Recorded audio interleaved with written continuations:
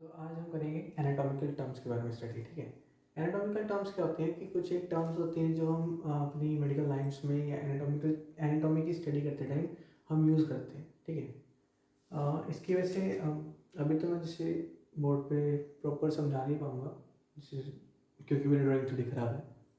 ठीक है, तो उसकी मैं थोड़ी फ़ोटोज़ वगैरह आपको इसके साथ लिंक में, वीडियो के नीचे लिंक में डाल दूँगा, आप उन फोटोज़ को चेक कर सकते हैं। उनमें आपको विद एग्जांपल आपको अच्छे से समझ भी आ जाएगा।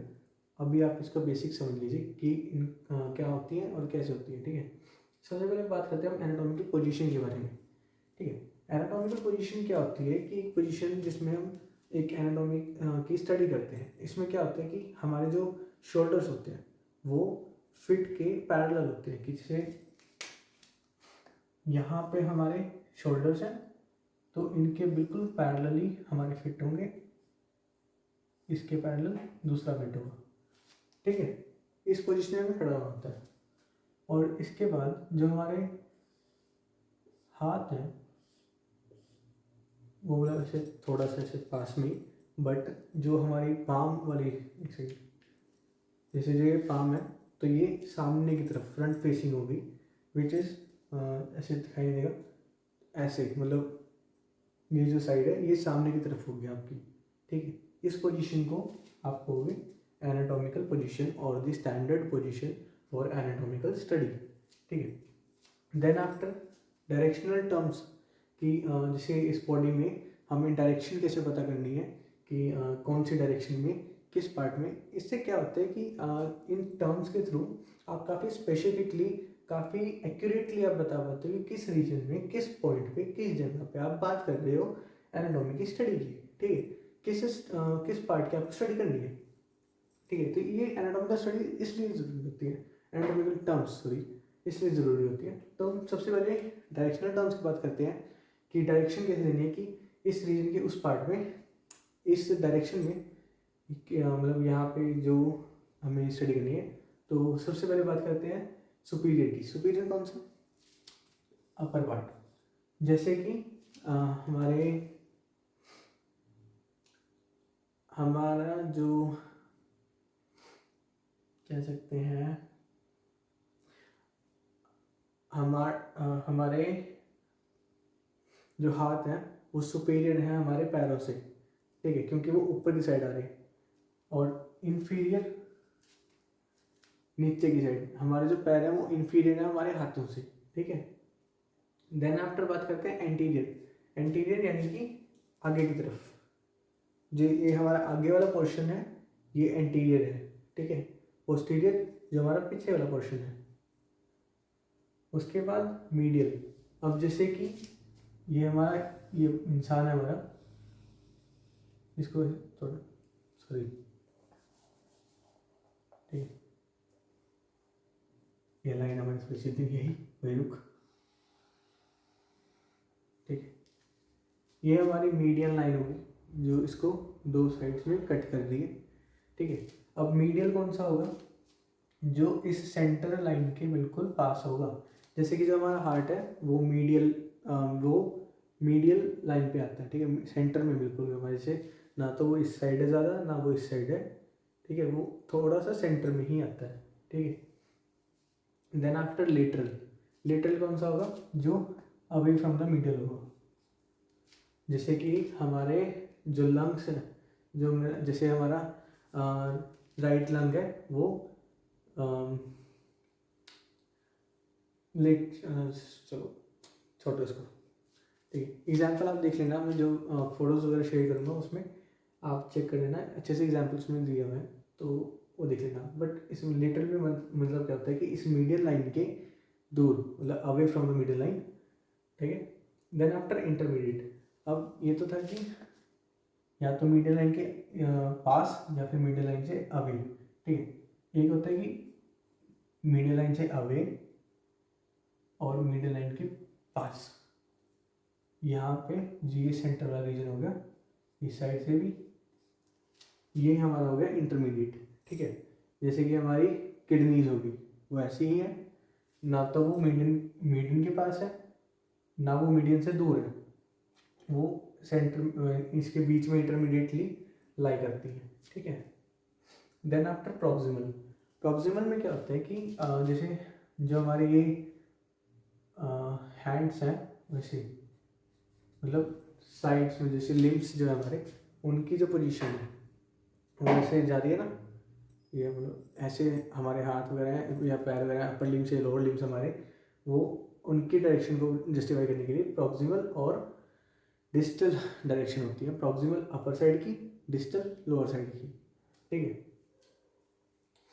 तो ये हमारे प्रॉक्सिमल और डिस्टल हो गया। देन आफ्टर सुपरफिशियल और डीप। सुपरफिशियल जो और सुपरफिशियल और डीप क्या है, सरफेस क्या है, सरफेस वाला टर्म्स है। स्किन जैसे अब ये जो सरफेस है, जो स्किन है वो सुपरफिशियल है क्योंकि वो सरफेस के ऊपर की साइड है। बट अगर मैं बात करूँ बोन्स की, तो बोन आर लाइक हमारे जो इस हैंड की जो बोन्स है वो है डीप है टू स्किन, मतलब स्किन से वो डीप है जो बोन्स है हमारी, ठीक है।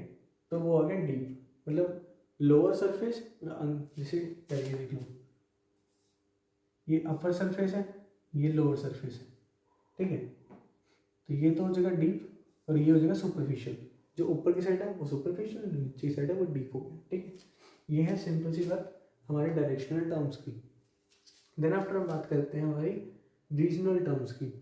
जैसे हमने पढ़ा था ना कि रीजनल एनाटॉमी, तो रीजनल एनाटॉमी में क्या था कि किसी एक रीजन की हमने स्टडी करनी है एनाटॉमी की, कि स्ट्रक्चर क्या क्या कुछ प्रेजेंट है उसके अंदर, ठीक है। रीजनल टर्म्स में क्या बात करते हैं कि जैसे कि बहुत सारी टर्म्स होती हैं, इसकी भी मैं आपको एक पिक्चर डाल दूंगा कि जैसे हमारे माउथ की अगर बात करें तो इसको बक्कल कैविटी कहते हैं, बक्कल बक्कल मतलब बक्कल इसको कहते हैं, ठीक है।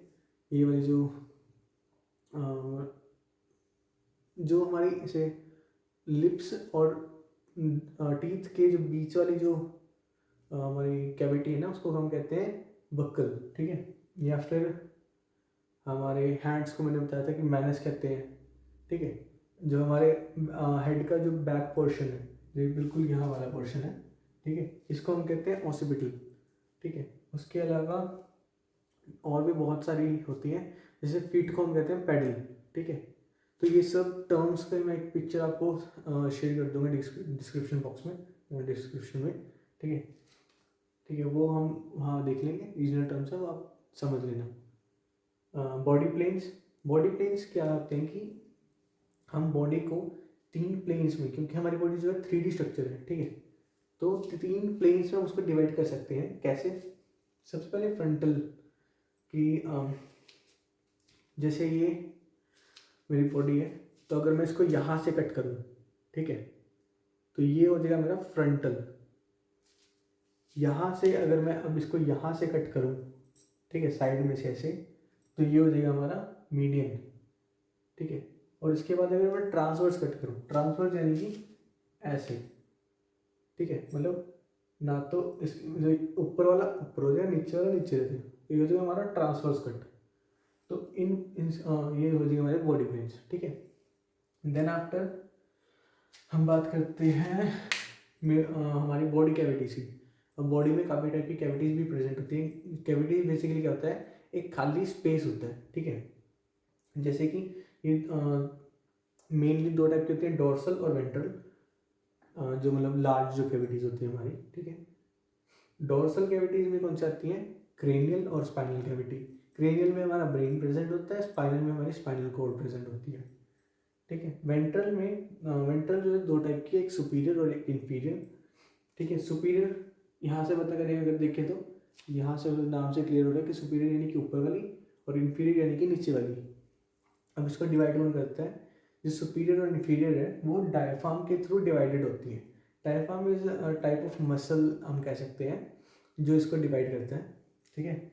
सुपीरियर जो है उसमें थोरेसिक रीजन जो हमारा आता है, थोरेसिक कैविटी, जहाँ पे हमारे लंग्स, हमारा हार्ट, हमारी ट्रैकिया प्रेजेंट होते हैं, ठीक है, ठीक है। इस थोरेसिक रीजन में, थोरेसिक कैविटी में जो डिविजनल पार्ट है जो मतलब इसको डिवाइड करता है वो है हमारा मीडियस्टिनम, मीडियास्टिनम।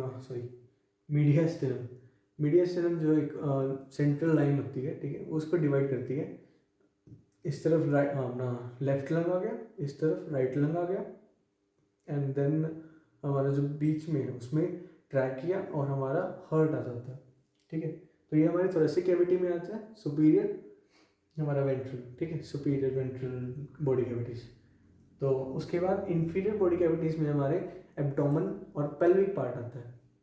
एब्डोमेन और पेल्विक पार्ट यानी कि जो हमारा डायफ्राम से नीचे स्टमक वाला पार्ट है, जो जहाँ पे हमारे स्टमक, इंटेस्टाइन, ठीक है, अच्छा पेल्विस जो बोन होती है हमारी, उस वाला रीजन जो है उसमें कैविटी प्रेजेंट होती है, उसके में भी एक उसको इसलिए उसको पेल्विक कैविटी बोलते हैं, ठीक है।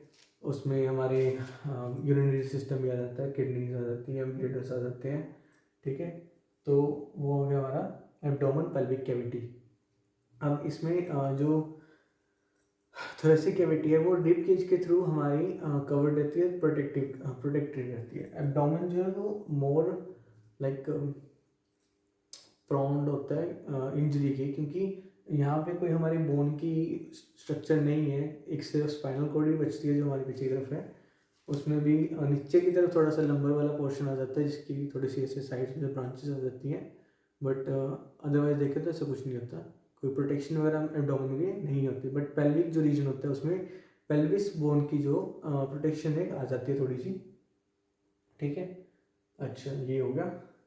इसके अलावा जो हमारी कैविटीज़ होती हैं वो होती है नेजल कैविटी, जो हमारी नोज होती है उसके अंदर जो स्पेस होता है, यहाँ पे वाला जो स्पेस है ये हो गया नेजल कैविटी। ओरल कैविटी जो हमारे माउथ वाला कैविटी है, जो हमारा माउथ है वो भी एक कैविटी है, क्योंकि वो भी खाली स्पेस है ना, ठीक है। ऑर्बिटल जो है हमारे स्कल में जो फ्रंटल की तरफ, जैसे ये आइज वाली है, ये अगर हम आइज को निकाल दें, जैसे आपने स्कल को देखा भी होगा, तो आगे की तरफ कुछ स्पेसेस होते हैं, खाली स्पेस होते हैं, तो उनको हम कैविटी बोल सकते हैं, और उनको बोलेंगे ऑर्बिटल कैविटी, ठीक है। Middle ear cavities middle ear cavities middle ear cavities का मतलब क्या है कि कान जो हमारी फुल जैसे कान से लेके मतलब जो ईयर है हमारा ईयर ड्रम तक जो हमारे वैसे कैविटी प्रेजेंट होती है। तो इस कैविटी में हम बेसिकली कुछ 3 तरह की बोन्स, छोटी छोटी बोन्स प्रेजेंट होती हैं जो ईयर ड्रम के बाद शुरू होती हैं, तो उनको उनके लिए कैविटी होती है एक, ठीक है। बस इसमें तो बस आज हम ये इतना ही है, ठीक है। इसकी जो बेस मतलब जो पिक्चर्स मैंने आपको कही है वो आपको डिस्क्रिप्शन में प्रोवाइड कर दूंगा, जिससे आपको और डिटेल में इनके बारे में पढ़ने को मिल जाएगा। जैसे कि रीजनल टर्म्स मैंने काफ़ी मतलब यहाँ पे डिटेल में नहीं बताया, बट उन पिक्चर्स में आप समझ सकते हैं, ठीक है। वो काफ़ी ज़्यादा थी और बिना विजुअलाइजेशन के आपको समझ नहीं आई, ठीक है। और पिक्चर तो मेरी आपको पता ही है कैसी है, तो इसलिए आप वहाँ से कर लेना। बाकी अगर आप कहेंगे तो मैं रीजनल टर्म्स की एक वीडियो बना सकता हूँ, वो आपके ऊपर है, आप अगर कहेंगे तो कमेंट कर देना, मैं बता दूँगा। तो thank you, have a lovely day and अच्छे से पढ़िए। देखिए ह्यूमन एनाटॉमी एंड फिजियोलॉजी बहुत ही वास्ट मतलब एक टॉपिक है, मतलब टॉपिक भी क्या है, ये अपने आप में एक कॉन्सेप्ट है। जिसका ह्यूमन एनाटॉमी एंड फिजियोलॉजी अच्छा होगा, जिसको बॉडी के बारे में नॉलेज अच्छी होगी, वही उसके अंदर कोई भी अगर डिसीज़, कोई पैथोलॉजिकल कंडीशन है वो आ रही है तो उसको जान पाएगा, ठीक है।